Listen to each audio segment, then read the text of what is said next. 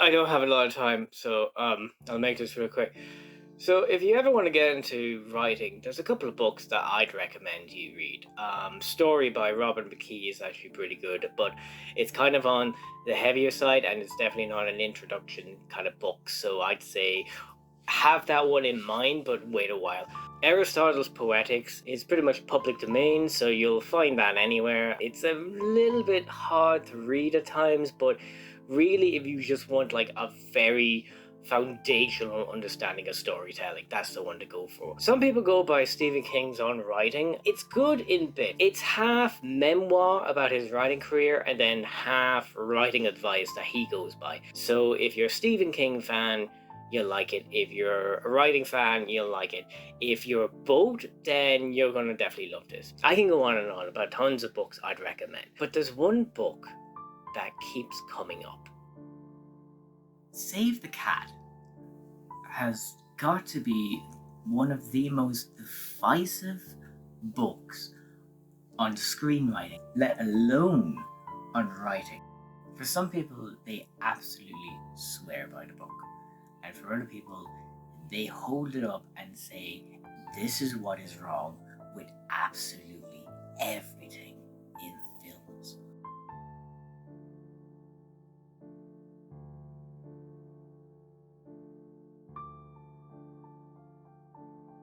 So what is Save the Cat? It was written by a screenwriter by the name of Blake Schneider, whose only accredited film to his name is the 1980s classic Stop or My Mom Will Shoot. Mom! Stop.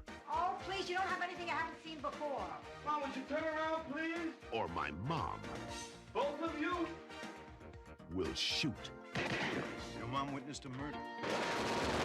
You witnessed a murder? Get in. We're gonna nail those turkeys. Gonna be so clean and shiny. He's gonna have the cleanest gun at the precinct. I put a machine gun off the back of a van? And Estelle Getty. I wanted it to be a surprise. It is!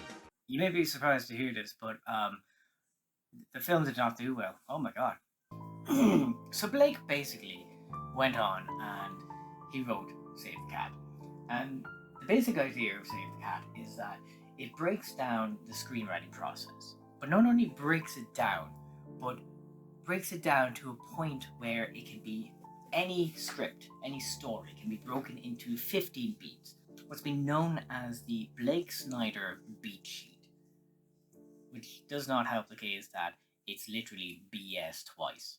The 15 beats that Blake talks about kind of just talk about the story. So the idea of the opening image, was it the darkest hour, the darkest soul of the night, kind of like ebb and flow kind of thing. A really quick summary of the beat sheet goes like this. There is a world, and then there is an exciting incident. The idea that this is the thing that makes the story start. So there is then a hero, and he is called to action. So he goes, blah blah blah, and oh look, he seemingly did this, but wait a minute, we're halfway through the film. What is going on here? So there's a twist, and usually the idea is that in order to do the thing, you have to make some sort of sacrifice. So he does that. Woo! Like, oh look, turns out he's alright in the end. The world is back to normal, but now it's slightly different. So what's the problem here? Well, the main problem is what is called deconstructionism.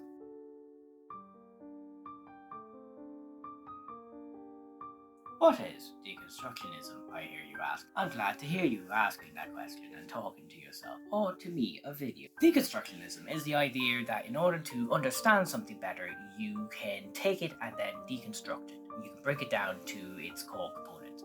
So, for example, if you got a Big Mac, and you were like, man, I love Big Macs, I'd love to make a Big Mac at home.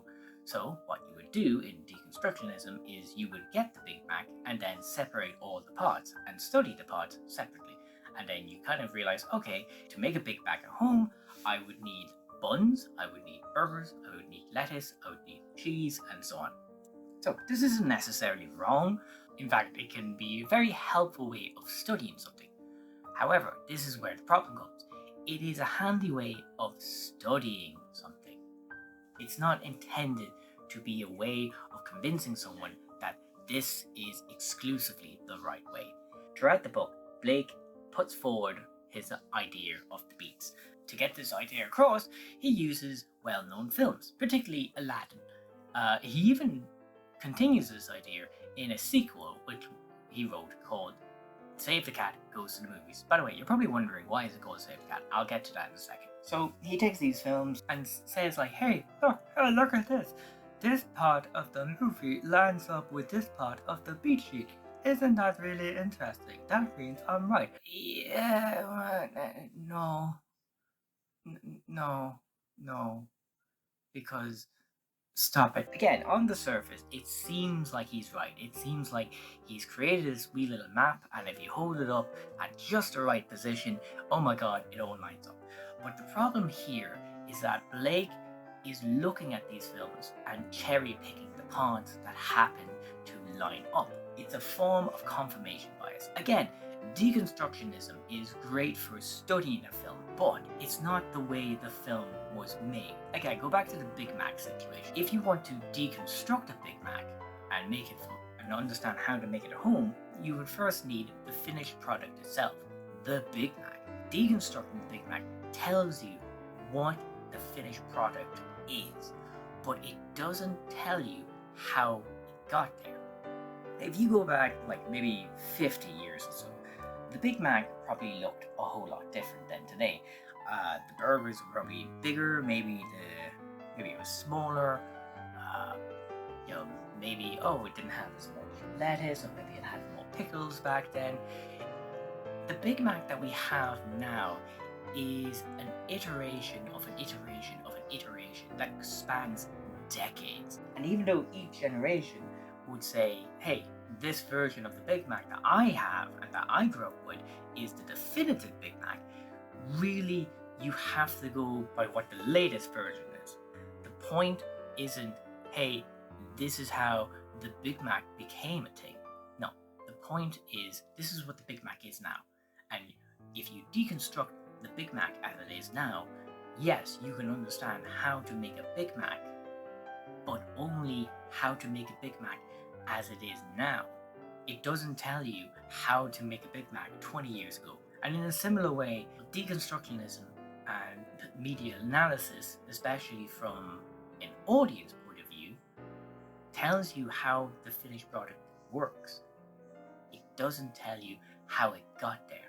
Many films go through drafts after drafts after drafts of scripts. In fact, E.T., you know the way E.T.'s like, oh, Elliot, and Elliot's like, yeah, well, what's up? And it's all cute, right? E.T. was originally a horror film. Did you know that? E.T. was originally conceived as a horror film, and the idea was that there was this alien invasion, and that the E.T. that we know and love becomes smitten with this little kid with autism. And the idea is that this kid uses E.T. to save the planet, blah, blah, blah, blah, blah. If you were to look at E.T., the finished product now, and deconstruct it, you would be misled into thinking that what it is now, it has always been. It perpetuates this really corrupted idea that everything has to be perfect the first time around, otherwise you're failing. And I think it's turned a lot of critics and a lot of people who want to get into writing into very harsh people, very angry and misguided people. Is that Blake's fault?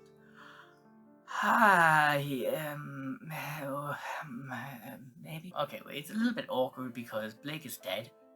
Surprise. Blake died of cancer, and that is very sad. And to the man's credit, he did write an amazingly accessible book. Many people have bought this book, including myself.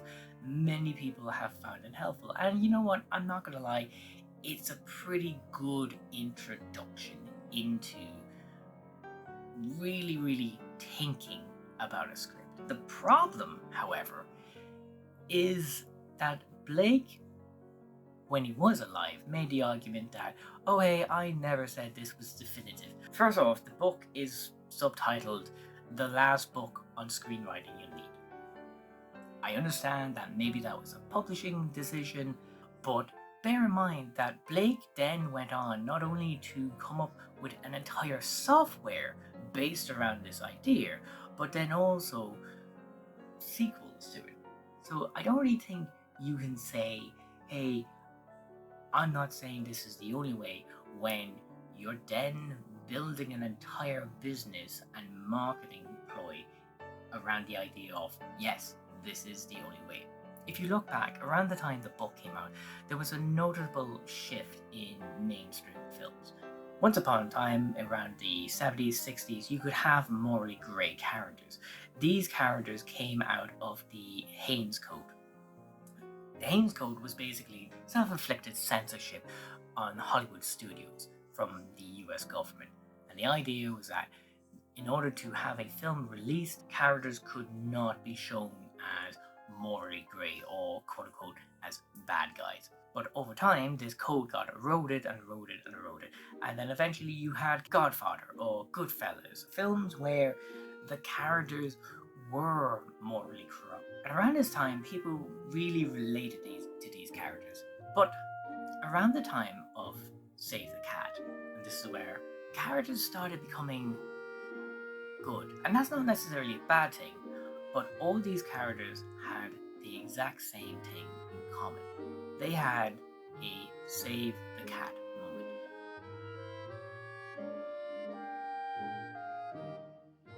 In Save the Cat, the title is basically a shorthand for a moment in a film, particularly at the beginning, where the character does something likable or admirable for you to be on board. So to use an example from the book, in Aladdin, after avoiding the gods, after stealing some food, Aladdin and his pet monkey, Bubble, was it Bubble? What was the name of the monkey? Wasn't it Iago?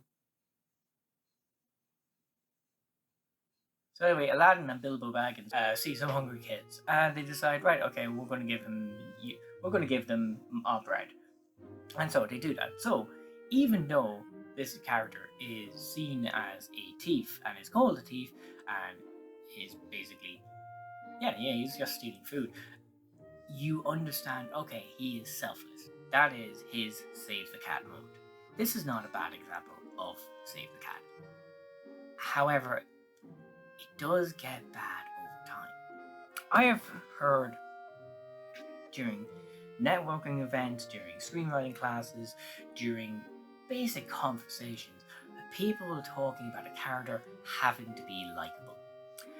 And I think straight away, you're getting the wrong focus. I'm not saying you can't have a likable character, but the idea that you have to have the character be likable.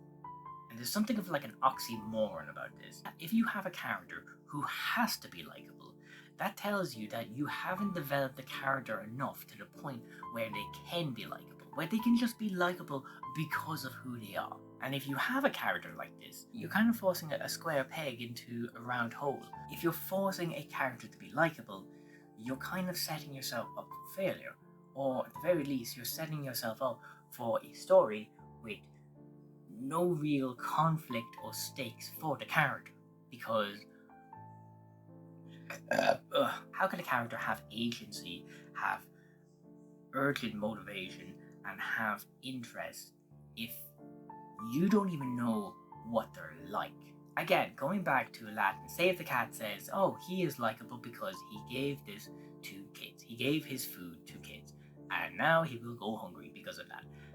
And yes, that is one of the likable things about Aladdin, but you're also forgetting that he's quick-witted, he's an underdog, he's gifted, he's funny, he's charismatic, he's charming, he's clever, he has a pet monkey called Bilbo Baggins. You see straight away he can take care of somebody else other than him.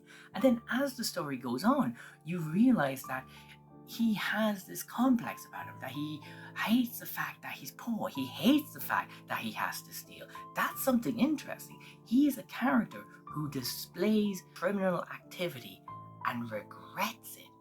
he doesn't like having to do this. He hates it. That's what makes him likable. He is a likable character in of himself.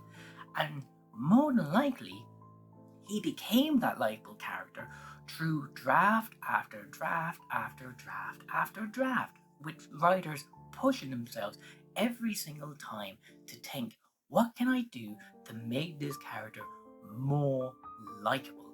And it's interesting to note that Aladdin came out before Save the Cat. Had he come out after Save the Cat, maybe we would have just opened on him stealing a piece of bread and then immediately giving it to kids, which is kind of weird because straight away you don't know anything about the character other than, oh, he just gave this to a kid. Cool. To give you another idea, the film Battleship, I know, I'm fully aware. Anyway, in the opening of Battleship, there is a character who has his own save the cat moment, quote unquote. And the idea is that he's trying to impress a girl, and she's like, oh, I really love tacos. And the guy's like, oh, okay. And then he breaks into a place to steal tacos. This has ended up being referred to as steal the taco trope. The idea that a character does something unlikable that just is like, yeah, no, this is stupid. And while I do agree, yes, stealing a taco to impress a woman, yes, that is kind of stupid. I would argue that part of Steal the Taco is an attempt to save the cat with absolutely no character development. He's just a handsome, pretty boy who you've realized is like, okay, he's going to be the lead, I guess. Okay. I don't think Save the Cat is necessarily bad if you read it as a handy simplification of breaking a story down into blocks. But there seems to be a lot of people that really think it's the be-all and end-all. I've been lucky enough to have a lot of comments and suggestions given to me on stuff I've written. Very constructive feedback, really helpful stuff. But I got a guy a couple of months ago who read a script of mine, and he said, hey, can I give you some comments? And I was just like, yeah, sure, please. Okay.